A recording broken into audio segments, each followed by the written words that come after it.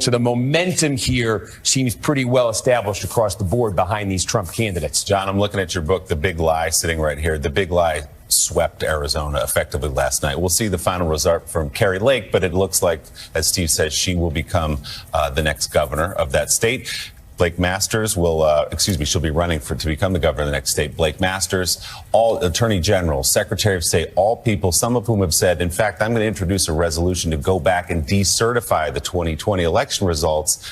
And who knows what they'll do in a 2024 presidential election if, in fact, they are elected in the general. Yeah, there were two major storylines coming out of last night. One we just covered in Kansas with abortion rights, but this is the other. It was a big win for the Big Lie. We'll get to Michigan in a minute. It was triumphant there as well. But Arizona, which is such a key battleground state, it was in 2020. It is going to be in 2024. And it's certainly possible the Republicans, maybe they're shooting themselves in the foot here, and they're nominating candidates who will be considered too conservative, too fringy come the general election.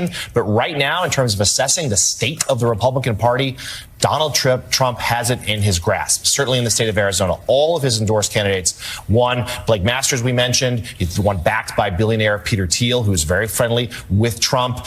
We have the election deniers in there. Kari Lake, of course, had already planted the seeds that if she were to lose, that would have meant the election was fraudulent. It had been rigged against her. Now, of course, we do see that she is ahead. And Rusty Bowers, someone who made a lot of headlines, drew a lot of praise for standing up for him, for his party, for his the Constitution by defying Trump when he testified on January 6th. He didn't just lose, he got crushed.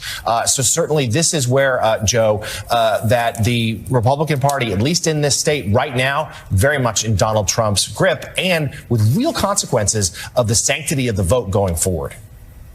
Well, and the cheers that you hear going up are going up in Democratic offices across Washington, D.C., and Democratic campaign offices in swing states across America because Donald Trump got his wish. He got crackpots, freaks, and insurrectionists winning primaries. The Big Lie swept Arizona effectively last night. The Big Lie swept Arizona effectively last night. The Big Lie swept Arizona effectively last night.